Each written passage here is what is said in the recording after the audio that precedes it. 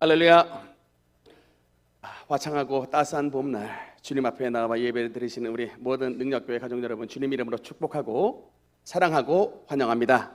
오늘 하나님의 성령께서 우리 예배 시간 가운데 운행해 주시고 역사해 주셔서 우리를 덮었던 모든 의심의 구름과 모든 근심의 안개와 모든 불화의 폭풍이 하나님의 광채의 능력으로 말미암아 완전히 물러가고 우리의 영혼과 여러분의 가정 가운데 하나님의 찬란한 햇빛이 비치는 복된 에덴이 회복되는 예배 시간이 되시기를 주님 이름으로 축원합니다. 우리는 지금 5월 가정의 달을 맞아서 믿음의 명문가를 세우라는 제목으로 말씀을 나누고 있습니다.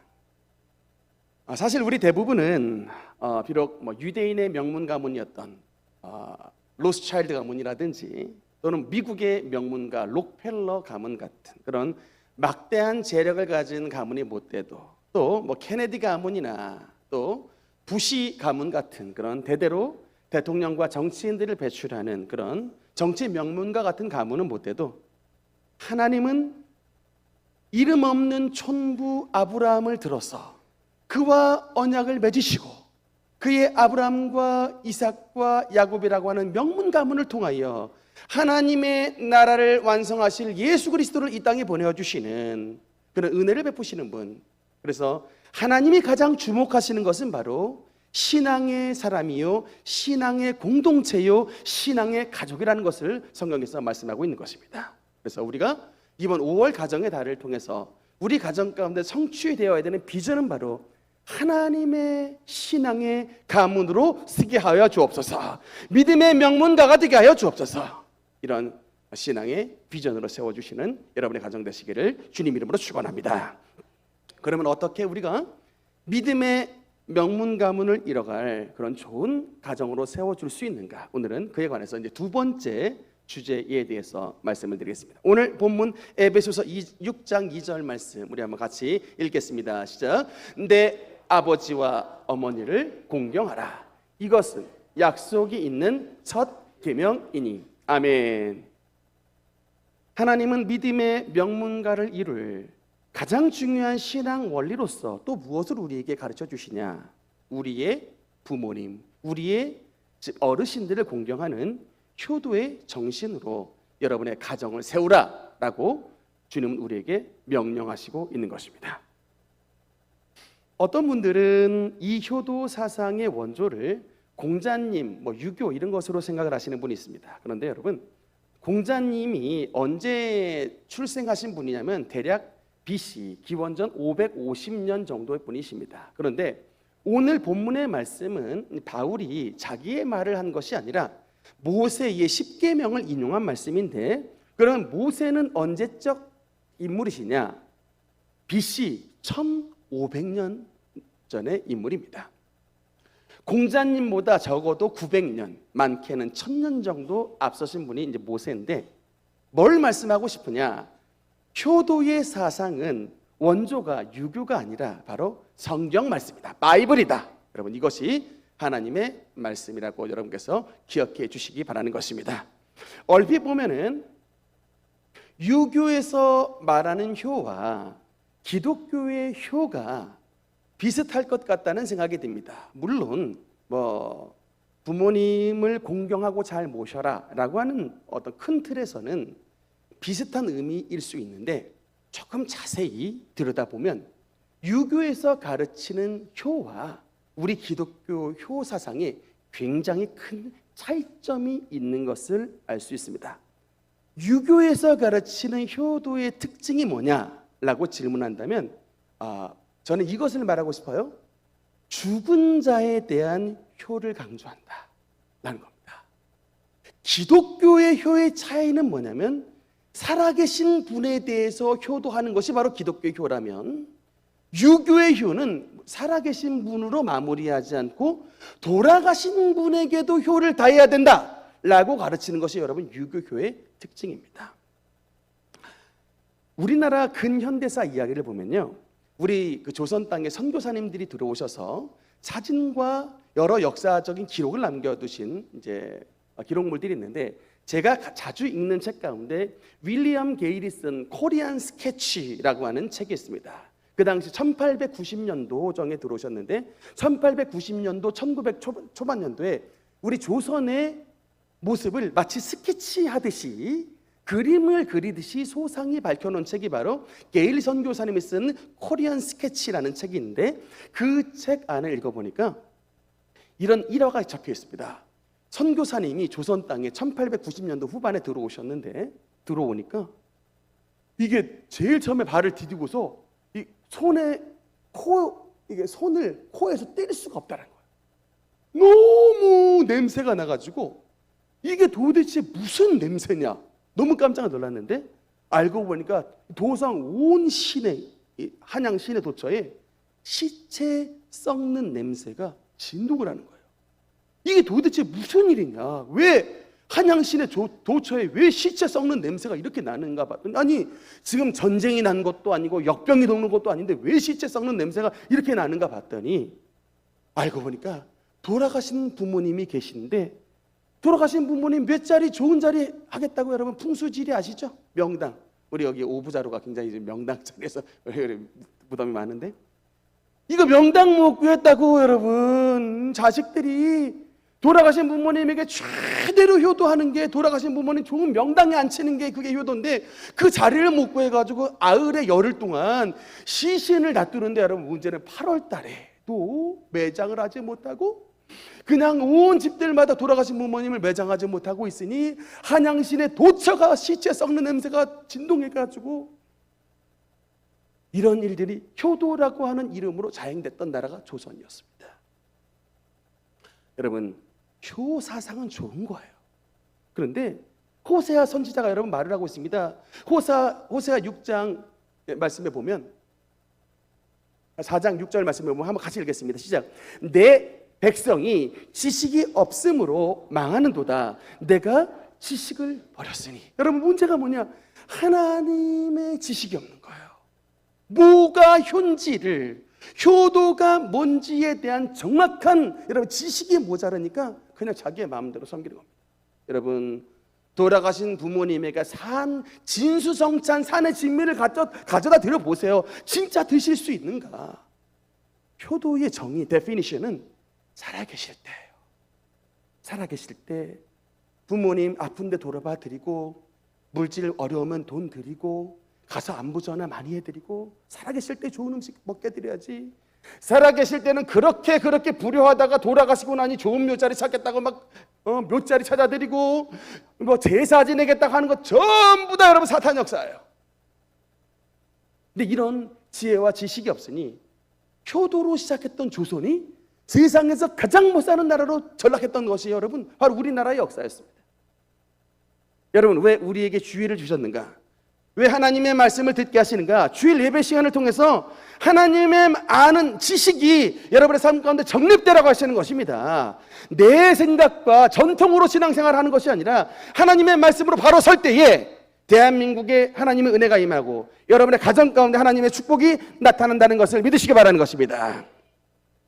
오늘 본문에 내 부모를 공경하라 라는 말씀은 십계명에 나온 말씀인데 이것이 얼마나 중요한 말씀인가 하는 것은 여러분 십계명의 계명의 위치를 통해서 말씀을 알 수가 있습니다. 여러분도 잘 아시다시피 십계명은 10가지의 계명인데 1에서부터 4계명은 하나님에 대한 계명이라고 하고 5계명서부터 10계명까지는 사람에게 주신 계명인데 이 사람에게 주신 계명 가운데 제일 먼저 나와 있는 첫 번째 계명이 바로 5계명 내 부모를 공경하라 라고 하는 말씀입니다.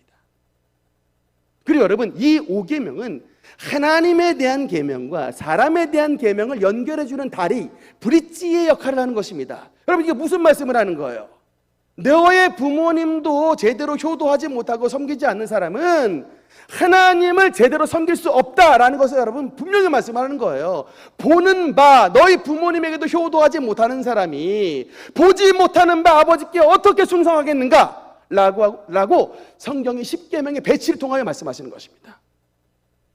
그래서 여러분 성경은 이게 왜 우리 부모님에게 우리가 공경하라라는 말씀을 주셨느냐? 공경하라라는 말은 여러분 히브리 원어로 이게 카바드라는 말인데 여기 단어가 어디에서 나온 단어냐면 간이라는 단어에서 나왔대요. 카바드가 간이랍니다. 여러분, 우리 몸에서 제일 중요한 장기를 꼽으라고 하면 언제나 탑3에 들어가는 게 간이에요.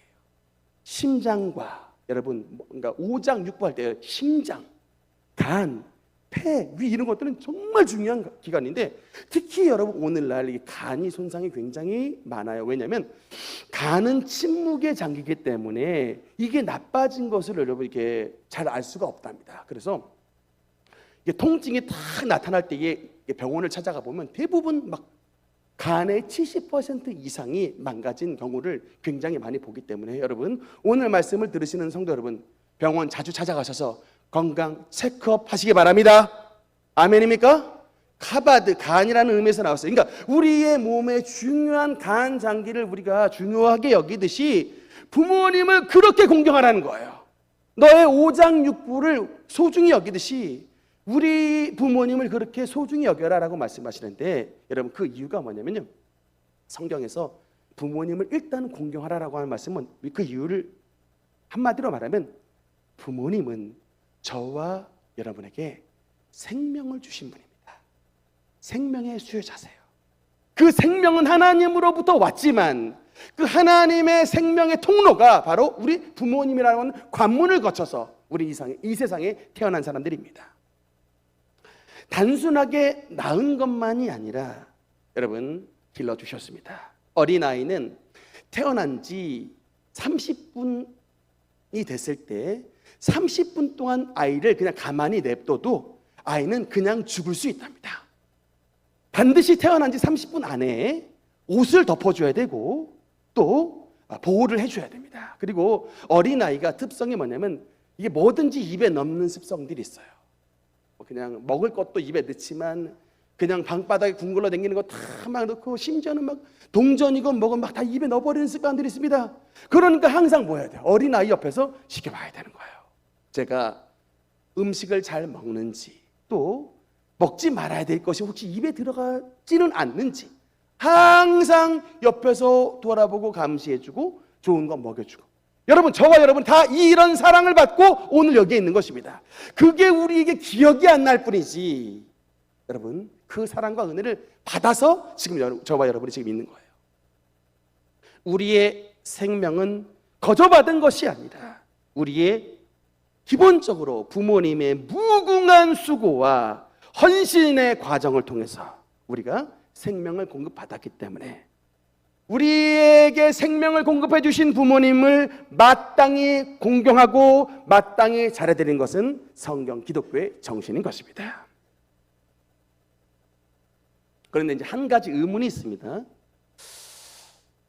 이제 살아가면서 사이들이 다 좋으면 좋은데 그렇지 못한 가정들이 많습니다.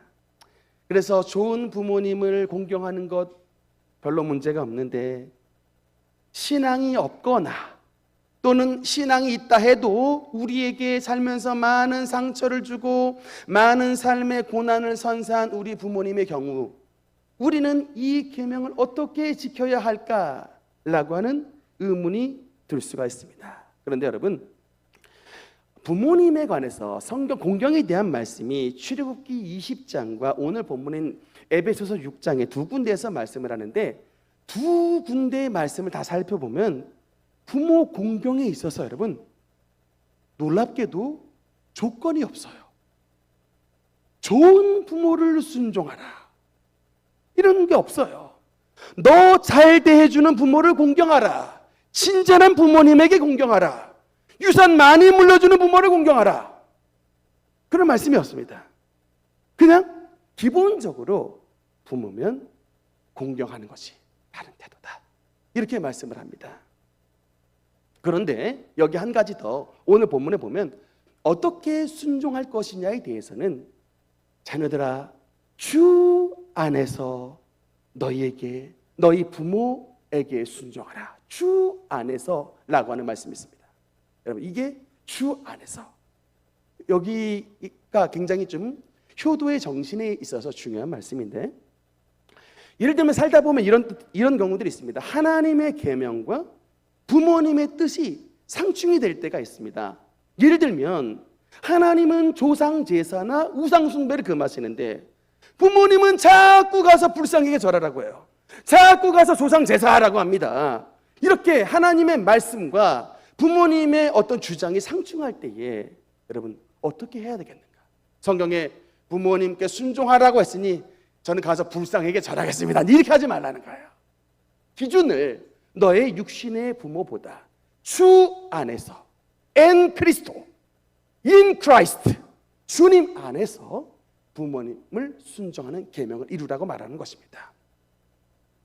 그런데 여러분 한 가지 더 중요한 의미는 이게 주 안에서라는 말씀을 보면 우리가 주님 안에 거하면 부모님을 사랑하고 부모님께 순종할 수 있는 그런 마음의 폭넓음을 하나님이 허락해 주신다라고 하는 것입니다. 내 인간의 마음과 내 인간의 생각과 내 인간의 결심으로는 내가 정말 사랑하겠다고 마음을 먹지만 만나는 순간 틀어져 버린 일들이 너무나 많이 있습니다.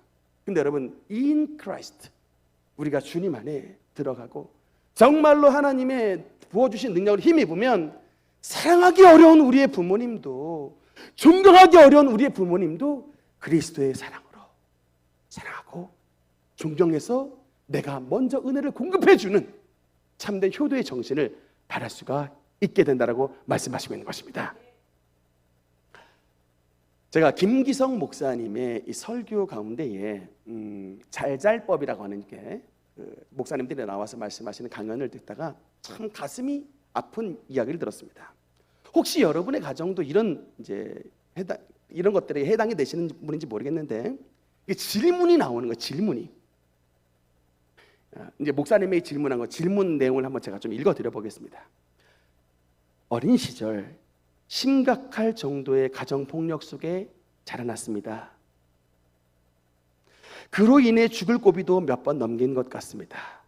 하지만 지금도 아버지는 저를 여전히 인격적으로 대하지 않고 여전히 폭력을 휘둘러 경찰이 출동하기도 합니다. 그러면서도 아버지는 성경에 내 부모를 공경하라는 말로 저에게 많은 것을 요구하십니다. 그러면 저는 또 그 말에 순종해야 되나 고민이 되기도 합니다. 이제 부모님과 함께 살고 싶지 않는데 취업을 준비하는 저는 독립할 준비가 되어 있지 않습니다. 매 순간 불쑥불쑥 올라오는 아버지에 대한 증오로 제 자신을 갉아먹고 살고 있는 저입니다. 목사님, 저는 도대체 어떻게 해야 할까요? 여러분, 이건 사실 참 우리의 가슴을 아프게 하는 일입니다. 제가 얼마 전에 한 그 정신건강의학과 전문의 교수님의 이야기를 들었는데 이제 정신건강의학과를 찾아오시는 정신질환을 호소하시는 분의 85% 내지는 90%가 어떤 문제로 오시냐면 다 인간관계의 문제로 오신답니다. 거의 90%가량이 수많은 직장인들이 찾아온대요. 이게 뭐냐면 상담을 하기를 내가 정말 친구들이야 내가 원해서 만나고 내가 싫으면 안 만나도 되지만 내가 원치 않는 상사, 내가 원치 않는 부하, 내가 원치 않는 동료들과 함께 직장 생활하는 건 너무나 힘들다라고 얘기를 합니다. 근데 여러분 정말 그보다 한 수 위가 가족이에요. 어느 날 태어나 눈 떠보니 가족이 돼 있는 겁니다. 내가 선택한 게 아니에요. 대부분 내가 선택하기보다는 어느 날 눈 떠 있었더니 내 아빠고 어느 날 눈 떠보니 내 엄마고 어느 날 눈 떠보니까 내 동생, 내 오빠, 내 형제가 돼 있는 이런 일들입니다. 그런데 이런 가정사 안에서 일어나는 수많은 어려운 일들을 도대체 어떻게 감당해 나가야 되는가? 특히 이런 표현이 있어요.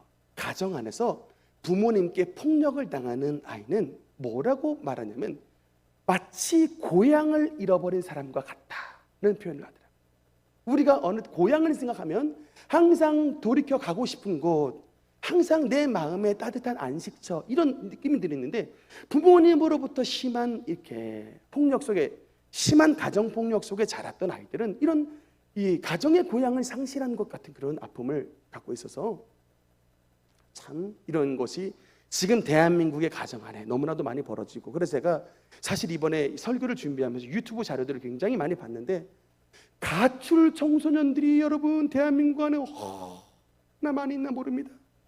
또 그들이 지금 처해져 있는 이런 비행과 범행들은 입을 떡 벌려는 이 지금 대한민국 안에 학생들이 벌어지는 일이 맞는가? 요새 유튜브가 그것을 막 다 공개해버리거든요. 입이 안 다물어서요. 근데 지금 여러분의 가정에 딸내미가 그런 일에 가담을 하고 있다? 이런 일들이 지금 대한민국 안에 얼마든지 벌어질 수 있는 일입니다.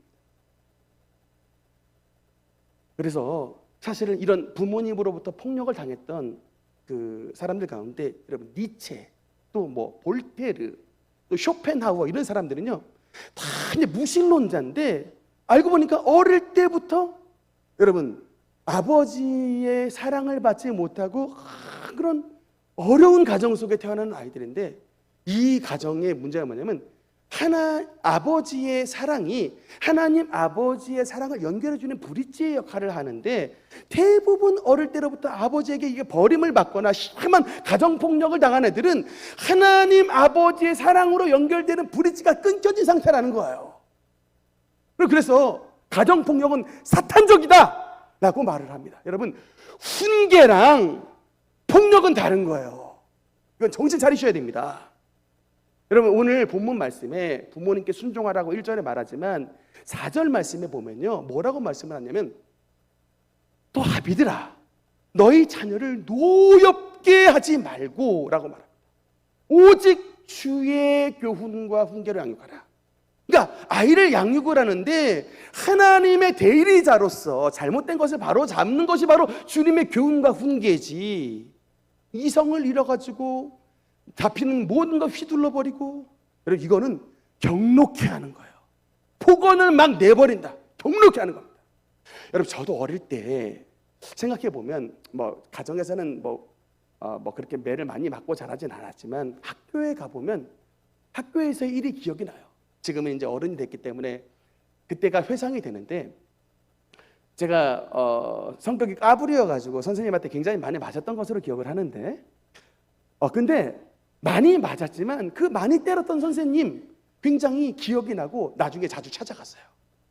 우리 뭐 마대로 때렸던 선생님도 선생님 팔뚝 만지시면서 선생님 이 팔뚝으로 제 엉덩이 많이 때렸던 거 기억나십니까? 그러면서 이제 막 이렇게 막 잘 지냈어요. 근데 선생님에 대한 아픔이 있던 게 생각이 나요. 그건 뭐냐면 선생님이 훈육을 할 때 이성을 잃고 때렸던 장면에서는 그게 문제인 거예요. 그러니까 여러분, 자녀를 양육할 때도 너 잘못했음을 깨닫게 하고, 또 맞을 매에 대해서 5대 대수를 말하고, 이게 이제 화가 난 상태에서도 정신을 좀 차리는 거예요. 이게 그래서 애로 하여금 주님의 교훈과 훈계로 양육을 하는 과정으로 가야 되는데, 화나는 모습을 보자마자 잡히는 모든 것 다 집어 던져버리고 그냥 뭐 신체 부위 상관없이 막 때려버리고 폭언을 퍼부어버리면, 여러분 이거는 자녀를 노엽게 하는 것입니다. 이게 바로 폭력이에요. 하나님의 사랑이 담겨지지 않는 린치, 이거는 폭력입니다. 여러분, 그래서 참 이게 오늘 이 가정의 달을 맞이하여서, 특히 어버이날을 맞이해서 우리 교회 어버이들, 아이들 기르시는 자녀들 많이 가지고 기르시고 계신데, 2가지 좀 지침을 말씀을 드리고 싶습니다. 첫 번째 뭐냐? 예의를 지키라입니다. 상호간에 예의를 지켜라. 가정이 왜 여러분 많은 어려움이 나는 곳이냐면 민낯이 통용되는 곳이에요. 밖에 나가면 이렇게 생얼로 잘 안 당기시지 않습니까? 우리 여성분들 뭐라도 입술에 바르고 뭐 찍어 바르고 나가는, 가정에서는 그냥 편하게 사는 거예요. 내가 법이냐? 근데 여러분, 가족도 여러분 사회예요. 법이 필요합니다. 그래서 해야 될 것과 하지 말아야 될 것이 분명하게 있는데, 그것들 안 되면서 그냥 무조건 애한테 어릴 때 오야 하다가 갑자기 어느 날부터 도가 지나쳐가지고 탁 린치를 가하는 순간, 그때서부터 어려워지는 거라니까요. 그러니까 여러분, 지난주에 말씀드렸지만 어릴 때부터 젖먹이 때부터 교훈하고 훈계하여 가도 될 부분과 가지 말아야 될 그 영역을 정확하게 알려주라고요. 다른 거 다 허용하는데 주일날 예배 빠지면 어머니 극노하더라, 이걸 알려주시라고요. 그래서 하나님의 자녀를 키우지만 다른 부분에 대해서는 우리 부모님도 반대로 자녀들 앞에서 하셔야 되는 모범을 보이셔야 아이들이 그 모습을 보고 바로 성장하게 되게 되는 것입니다. 아무리 가장이어도 그 가정 안에서 해야 될 행동과 하지 말아야 될 행동을 예의를 지키시라고요. 룰을 지키시라. 두 번째, 한 가지 더는, 근데 여러분, 가정 안에서 이게 예의를 다 지키면 참 좋겠는데, 다음 시간에 조금 더 이 부분에 대해서 좀 다룰 건데, 여러분, 이거 가정도요, 영적 공동체예요. 이걸 알아야 됩니다. 가족도 여러분 기계가 아니야. 영적 공동체예요. 제가 어느 날 성경을 읽다가 왜 성경 안에서 이렇게 많은 족보를 기록을 해놨을까를 봤을 때 빛이 막 섬광처럼 팍 지나갔습니다. 깨닫게 하셨어요. 가정은 흐름이라는 거예요. 흐름이 있다는 거예요. 족보가. 그 가게에 흐르는 흐름들이 있다는 거예요. 이게 가인의 족보가 흘렀던 이런 막 살인과 죄와 이 역사의 족보가 나오고, 여러분 막 세세 이 경건한 후손으로 나오는, 거기에 막 에녹도 있고 그러지 않습니까? 이런 경건한 흐름들. 성경에서 그렇게 많은 족보를 여러 번 말씀을 하는 것은 우리의 가족의 회복, 효도의 정신이 회복되고 자녀를 바르게 양육하기 위해서는 가정을 안에 영적인 승리가 나타나야 된다는 것입니다. 아무리 정신건강의학과 찾아가보고, 아무리 여러분 많은 약도 먹어보고 충동장애도 눌러보고 해도 언발의 오줌 누기, 미봉책 정도에 불과하다. 아예 안 된다는 얘기는 아니지만 근본적으로 흐름을 바꿔야 된다는, 영적인 흐름을 바꿔야 된다는 얘기입니다. 그래서 여러분, 성경은 주 안에서라고 말씀을 하는 거예요. 우리가 주님 안에 들어가야, 우리가 주님의 능력으로 덧입혀지고 하나님의 성령의 충만함을 받아야 우리의 까칠한 부모님, 우리의 말 안 듣는 자식들 사랑하고 효도하고 잘 양육할 수 있는 그런 하늘의 능력이 우리에게 공급된다라고 성경이 말씀하시고 있는 것입니다.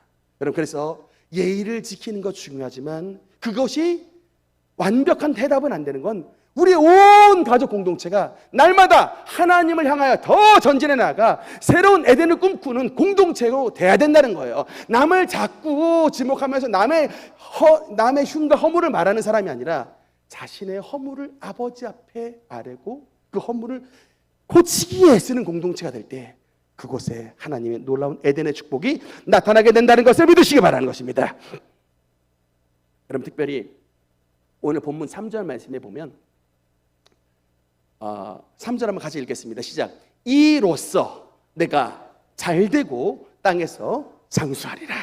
아멘. 여러분, 십계명 전체를 봤을 때에 십계명은 여러분 엄격한 계명이에요. 법이에요. 그래서 나머지 9가지 계명은요, 잘되면 상 받는다라는 말씀이 없어요. 하라 명령되고 하지 말라 이렇게 나오지 상 받는다라는 말씀이 없다니까요. 9가지 계명에.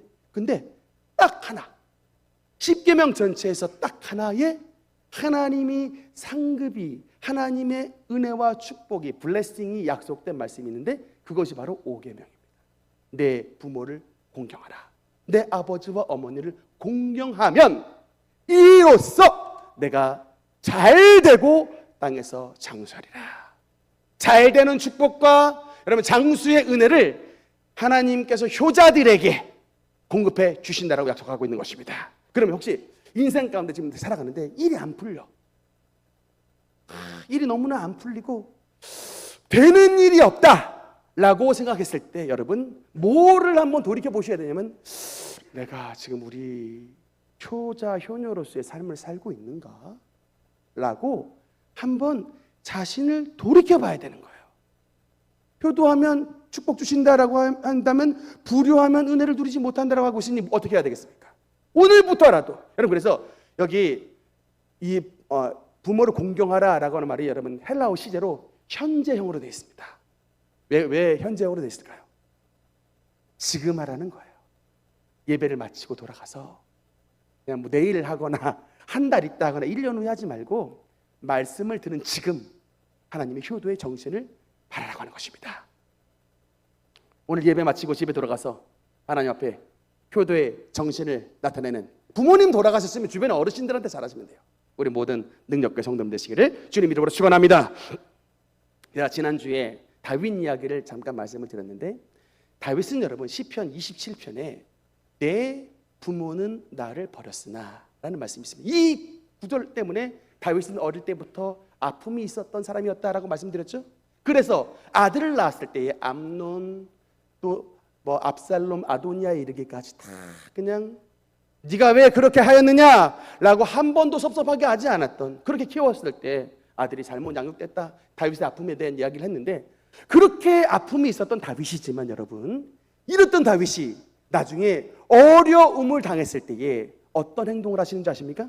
사무엘상 22장 말씀을 보면, 여기 한번 같이 읽겠습니다. 시작. 부모를 인도하여 모압 왕 앞에 나아갔더니 그들은 다윗이 요새에 있을 동안에 모압 왕과 함께 있었더라. 아멘. 여러분, 이게 무슨 말이에요?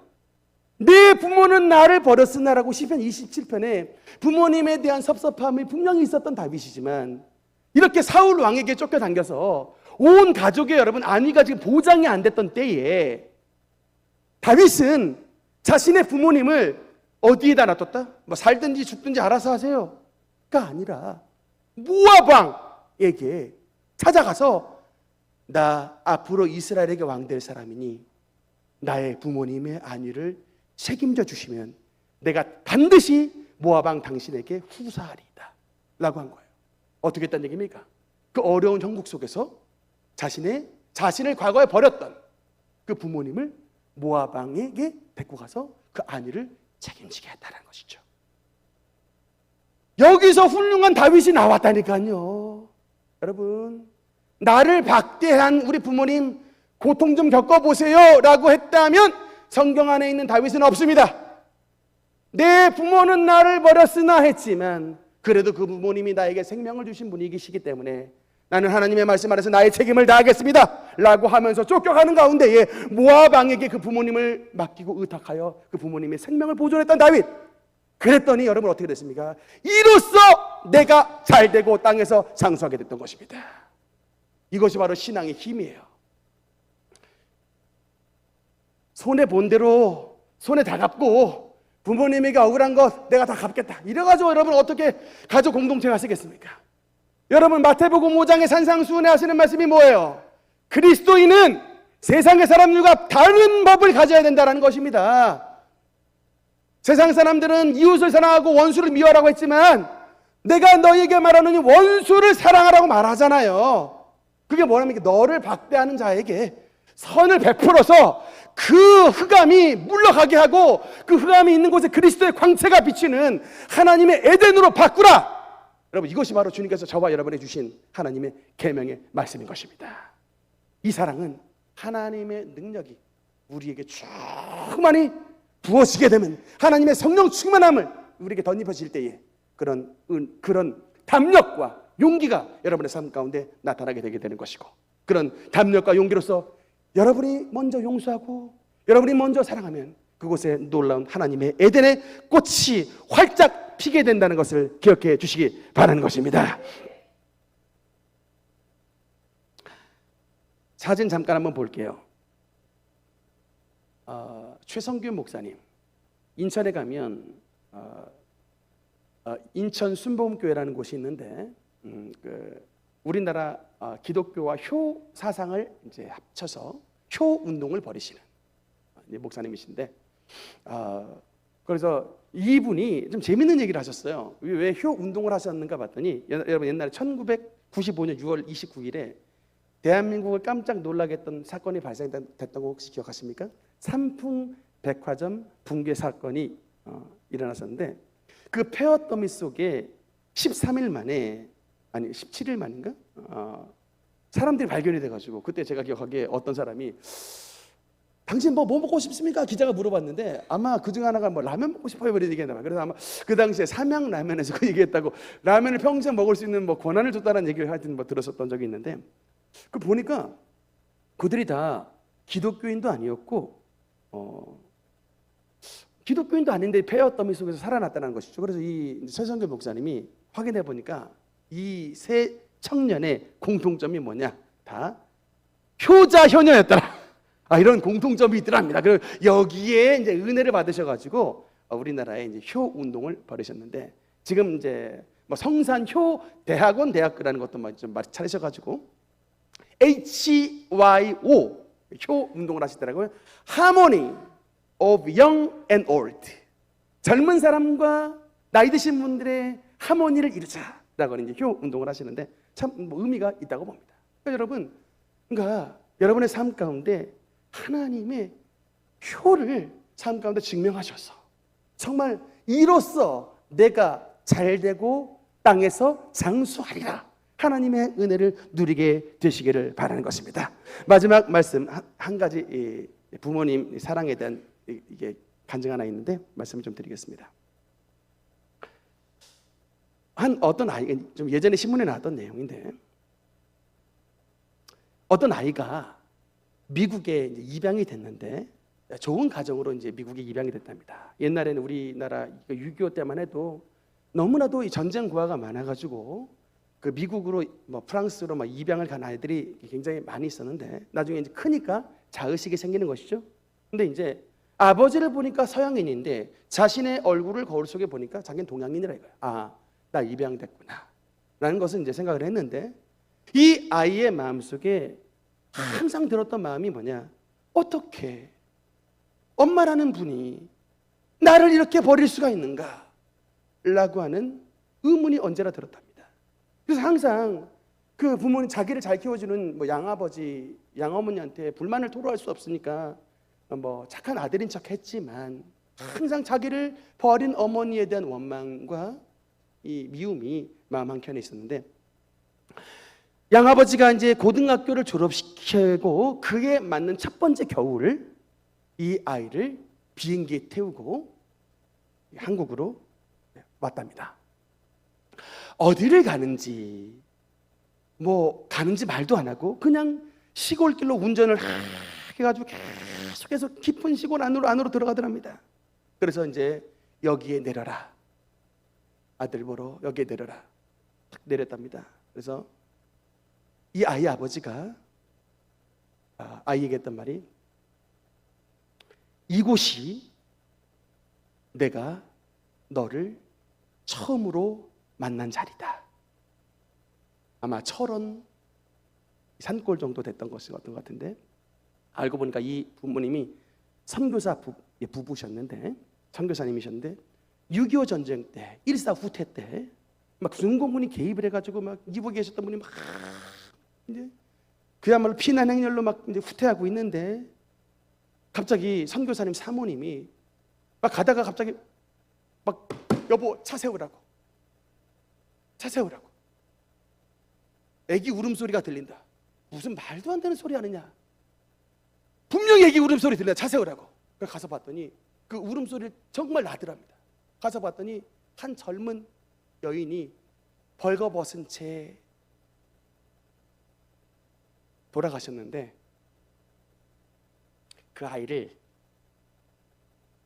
그 추위 속에서 실오라기 하나 걸치지 않고 아이를 온기를 주기 위해서 속옷을 벗고 겉옷을 벗고 그 아이를 얼어 죽지 않기 위해서 그 체온으로 감싸다가 결국은 그 자리에서 얼어 죽었다. 근데 다행히 마침 그 가운데 아이는 얼어 죽지 않고 울고 있었던 그 현장에서 그 선교사님 부부가 그 아이의 울음소리를 듣고 자기의 양자로 삼고 태워서 미국으로 갔다. 그래서 그 이야기를 들었던 아들은 오열을 하면서 그 서 있는 그 땅에 자신의 모든 겉옷을 벗고, 어머니 얼마나 추우셨습니까?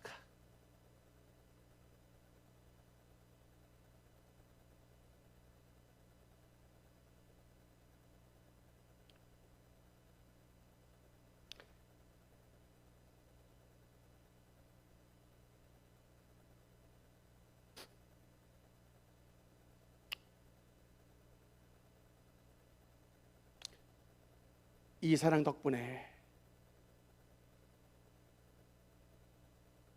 나의 생명을 주시려고 어머니 얼마나 그날 죽으셨습니까?